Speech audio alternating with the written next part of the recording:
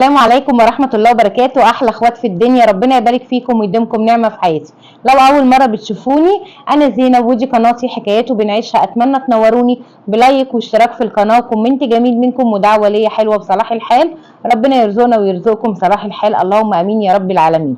قبل ما نبدأ نسمي الله ونصلي على رسولنا الكريم ونذكر الله، ألا بذكر الله تطمئن القلوب. النهارده فيديو كلنا بنحبه، فيديو الميزانيات.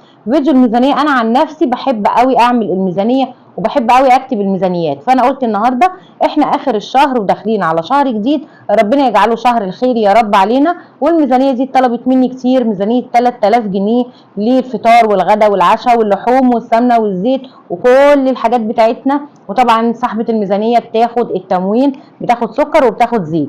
فبرضه هقول لك على بند في الاخر، لو انت مش بتاخدي تموين هقول لك على البند، بس ده خليه في الاخر. كملي معايا الفيديو للاخر وما تنسيناش في لايك وصلي على سيدنا النبي عليه افضل الصلاه والسلام. الميزانيه دي هتكفي معانا من 5 افراد ل6 افراد ان شاء الله، والبركه من عند ربنا سبحانه وتعالى. هتاخدي ال 3000 جنيه، اول حاجه تعمليهم ايه؟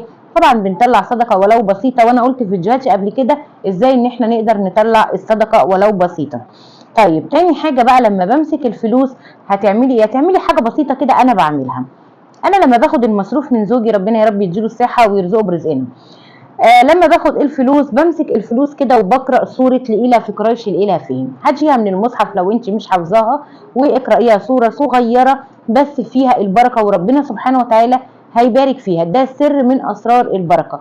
البركه مش ان انا امسك الفلوس واكتب بسرعه انا عايزه ايه وانزل اجيب حاجتي، لا، انا لازم استعين بالله قبل اي شيء.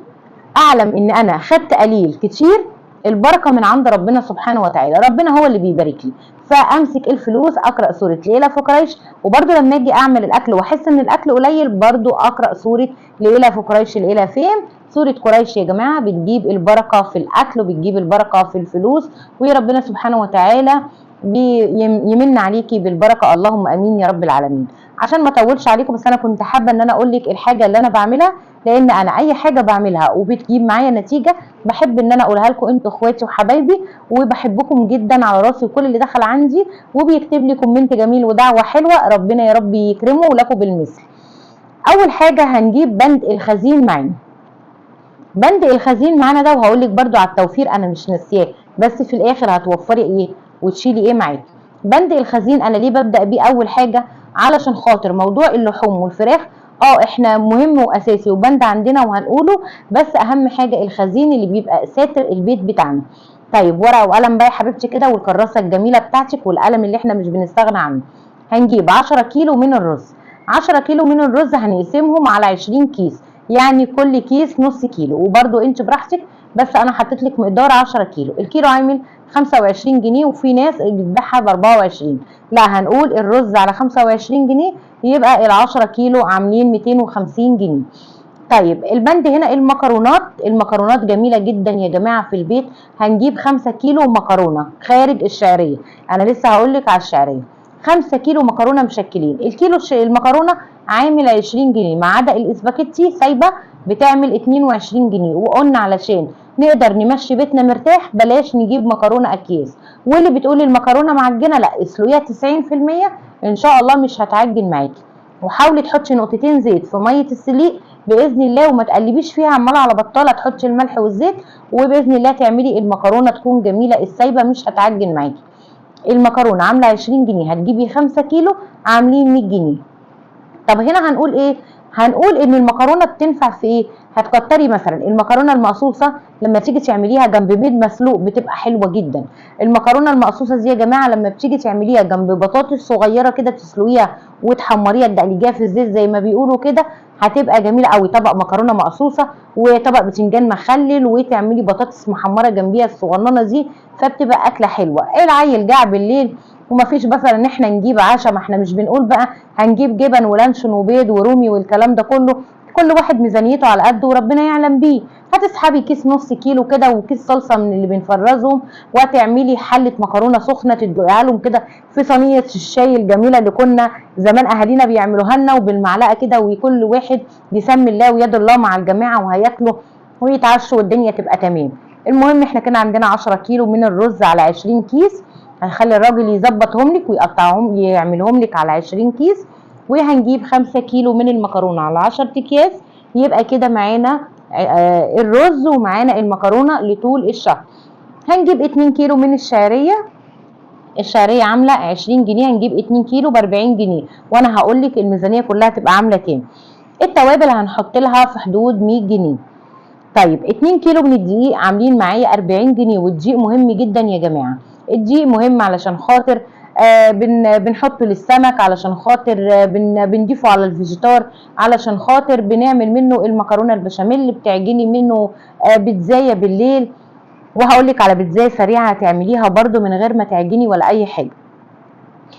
طيب هنجيب الفيجيتار عامل 20 جنيه، هنجيب ربع كيلو من الشاي عامل 50 جنيه، طبعا الربع كيلو هيكفيكي طول الشهر، الشاي 50 جنيه. طيب البقوليات بقى ما بين مثلا لوبيا، هنجيب ربع لوبيا، ربع فاصوليا، ربع عدس بجبه، ربع عدس اصفر، هتعملي لها ميزانيه 150 جنيه. طيب كده الخزين كله عمل كام؟ عمل 650 جنيه. هنيجي هنا بقى لبند اللحوم. طيب بند اللحوم هنجيب ايه؟ طبعا البانيه بيوفر معاكي كتير جدا، انا دايما بقول الحاجه اللي بنجيبها توفر معايا اكتر هي اللي انا استخدمها اكتر. طيب هجيب هنا كيلو ونص من البانيه، البانيه عامل 200 جنيه، البانيه عامل 200، هنجيب كيلو ونص عامل 300 جنيه. تقدري بقى انت توزعي الكيلو ونص، ما تاخديهمش زي ما هم كده الكيلو ونص تقومي مثلا عاملاهم على 3 اكياس، لا انا ممكن الكيس النص كيلو اعمل منه اكلتين، الربع كيلو مثلا اخد ربع كيلو اعمل منه بقى كفته بتاعه البانيه، بتبقى جميله جدا. بزود لها بقى بصل وبفرمها وبحط لها البقسماط وحبه من البقدونس وبزودها، فبتعمل معايا مع الزواده اللي انا فيها بتبقى الربع كيلو هيعمل معايا كفته بانيه تكون كويسه جدا. الربع التاني انا ممكن اقطعه واعمله فاهيتا حلوه، اعمل صينيه مكرونه بشاميل بالفراخ، اعمل جلاش بالفراخ، احشي بطاطس بالفراخ، فهتبقى معايا فكره البانيه النص كيلو هيعمل معايا وجبتين، وهيبقى عندي كيلو من البانيه هوظفه برده زي ما انا عايزه وزي ما ولادي يحبوه، اعمل ستريبس، اعمل البانيه، اعمل زي ما انا عايزه. طيب هجيب هنا ايه تاني؟ هجيب فرختين 2 كيلو، الفرخه بقى هجيب الفرخه 2 كيلو يعني هيبقى معايا 4 كيلو، الفراخ عامله 100 جنيه، الفرختين هيعملوا معايا 400 جنيه. انا ليه بقول لك الفرخه تكون 2 كيلو ما تجيبهاش اقل من كده؟ علشان خاطر الوراك تقدري تقطعيها نصين، العرضات في ناحيه والدبوس في ناحيه، فبرضو الوراك هتعمل معاكي اكله. تعمليها على صينيه بطاطس، هتاخدي الدبابيس، هتاخدي الاجنحه، هتوظفي الفراخ تقدري تقطعيها كويس جدا. تقطعي بقى الفرخه على 6 قطع، هتقطعيها على 8 قطع، هتبقى حلوه قوي. ممكن تقطعي الفرخه على 8 قطع، الفرختين هيعملوا معاكي 16 قطعه، هتوظفيهم زي ما انت عايزه، تشيليهم في الاكياس وتشوفي انتوا مثلا 4 افراد عملنا 16 قطعه، يبقى هنعملهم على 4 مرات، انتوا 5 افراد 6 افراد، انت بقى وايه وشطارتك وهتعرفي توظفي حاجتك ازاي. هنجيب كيلو كبد من القوانص، كيلو كبد والقوانص ب 90 جنيه، وبرده الكبد والقوانص اللي في الفراخ هدي فيها هنا على كيلو الكبد والقوانص، هتعمليه على نصين، مره جنب مكرونه وبرده المره الثانيه براحتك هتعمليه جنب رز بالكاري كده والكركم والتوابل، هتبقى برده اكله جميله. عايزه توفري وتجيبي بال 100 جنيه دي لحمه مفرومه برده هتبقى كويسه معاكي. طيب هتجيبي نص كيلو كبده، النص كيلو كبده عامل 75 جنيه، الكبده جميله جدا، هتعملي كبده بالرده وجنبها مكرونه اسباجيتي هتبقى حلوه قوي، هتعمليها كبده عصافير براحتك قوي، بس انا بقول لك الكبده اللي بالرده دي بتبقى جميله وجنبها سلطه طحينه فبتبقى حلوه. كده بند اللحوم معايا. واقول لك على حاجه، يعني انت دلوقتي مثلا الشهر ده جبتي كيلو ونص من البانيه وجبتي فرختين، ممكن الشهر الجاي هتجيبي كيلو ونص من البانيه وتجيبي فرخه واحده وتجيبي بال 200 جنيه المره الجايه سمك، يعني كل شهر انت تحاولي تستبدلي، المهم ان ما تخرجيش عن نطاق بند اللحوم. بند اللحوم عامل 865 جنيه، فانت بند اللحوم دون ممكن تزودي حاجه بسيطه يبقوا 900 جنيه، ما تزوديش عن كده، هتستبدلي حاجات بحاجات زي ما قلنا. طيب ممكن بقى مثلا انا استبدل الكبد والقوانص والكبده ان انا مثلا اجيب بدلهم زي ما قلنا لحمه مفرومه، اجيب بدلهم لحمه صحيحه، فانت وراحتك خالص. المهم دلوقتي بند اللحوم عامل 865 جنيه والخزين عامل 650 جنيه، يبقى الخزين واللحوم عامل 1515 جنيه. طيب الباقي بقى معايا الخضار. بند الخضار انا هعمل للخضار 600 جنيه. هقول لك نصيحه حلوه للي بتاخد مصروفها بالشهر. الخضار تجيبيه كل اسبوع، كل اسبوع هيبقى افضل معاك، بس اخللهم 600 جنيه كل اسبوع، اخد 150 جنيه انزل اجيب بيهم الخضار. لو جبت الخضار 600 جنيه بند خضار ونزلت في السوق هتوه، هقول لنفسي هجيب ايه؟ مفيش في السوق الا بتنجان رومي، باميه، كوسه، مش عارف ايه. فهتبصي لما تلاقي نفسك مش هتعرفي تجيبي بال 600 جنيه، ومش هتجيبي حاجات تكمل معاكي. الافضل ليكي انك تخلي ال 600 جنيه 150 جنيه كل اسبوع. تجيبي بقى طماطم، تجيبي باميه، تجيبي كوسه، تجيبي محشي بتنجان. المحشي بتنجان النهارده انا جايباه ب 6 جنيه ونص، يعني سعره كويس قوي. الطماطم جايباها ب 8 جنيه، والموضوع شادد شويه عشان احنا لسه خارجين بس من العيد. البتنجان الرومي انا جايباه ب 6 جنيه ونص. فعايزه اقول لك انك تظبطي معاكي الدنيا. 150 جنيه هيظبطوا معاكي الدنيا للخضار، يبقى 600 جنيه على مدار الشهر كله. نيجي بقى لبند المنظفات اللي فاضل معانا ولسه بند الفطار. هنجيب هنا المسحوق. انا بجيب المسحوق السايب الكيلو عامل 20 جنيه، بجيب 3 كيلو معايا بيعملوا 60 جنيه. بجيب كيلو كلوروكس الوان علشان احطه مع المسحوق. الكيلو كلوروكس الوان سايب ب5 جنيه. طيب بجيب صابونتين، الصابونه ب10 جنيه، بجيب الصابونتين ب20 جنيه. عايزه تجيبي ب20 جنيه شاور سايب براحتك، بس الصابونه بتكون افضل وبتقعد وقت اطول. بجيب الكلور عامل 5 جنيه الكيلو، بجيب 2 جنيه كلور، 2 كيلو عاملين 10 جنيه. بجيب الدوني برضو الكيلو السايب عامل 5 جنيه، ال2 كيلو عاملين 10 جنيه. يبقى المجموع كله 130 جنيه. يبقى انا هنا صرفت، هقولك بقى في الاخر خالص هقولك انا صرفت كام. طب بند الفطار. بند الفطار اول حاجه هجيب طبق بيض اخليه معايا ينفعني طول الشهر. اعمل منه بقى بيتزا بيض، اعمل منه شكشوكه، اعمل منه بيض مقلي، بيضتين على طبق الفول. طبق البيض بينفع جدا يا جماعه وبيوفر معاكي. ممكن تستغليه ان هو ب 150 جنيه، لا ما تستغليهوش. البيض الطبق عامل 150 جنيه. طيب كيلو الجبنه القريش طبعا بينفع جدا في التلاجة ب75 جنيه، وفي ناس بتبيعها ب70، فانت هتجيبيها ب75 جنيه. هتجيبي 2 كيلو بطاطس. 2 كيلو البطاطس انا جبت النهارده البطاطس ب17 ونص، اخدت ال 2 كيلو. لو هتاخدي كيلو لوحده تقول لك ب20، تاخدي ال 2 كيلو عاملين 35 جنيه. ودي الاسعار دي انا لسه حالا جايه من تحت وجايباها، عشان كده عملت الميزانيه. ما رضيتش اعمل الميزانيه الا لما انزل السوق واشوف الاسعار عامله ازاي.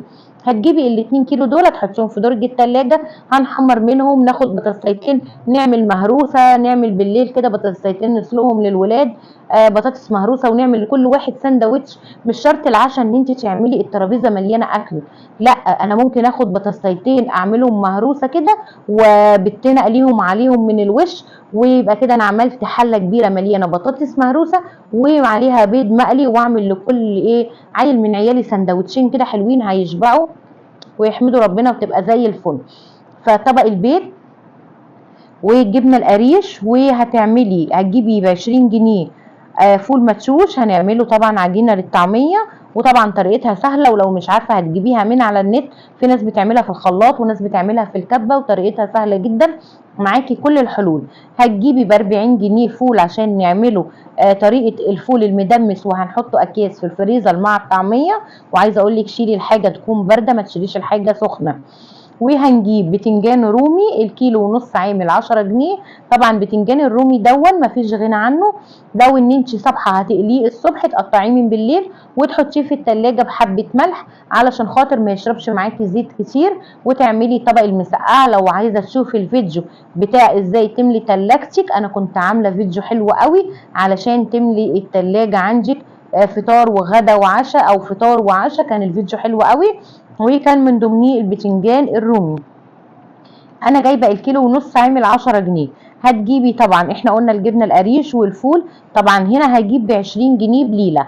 انا البليله دي ما بستغناش عنها. هتجيبي البليله وتغسلي القمح كويس وهتغليه وتغسلي القمح وتظبطي الدنيا وتولعي عليه، هيستوي معاكي وتعبيه في اكياس لما يبرد.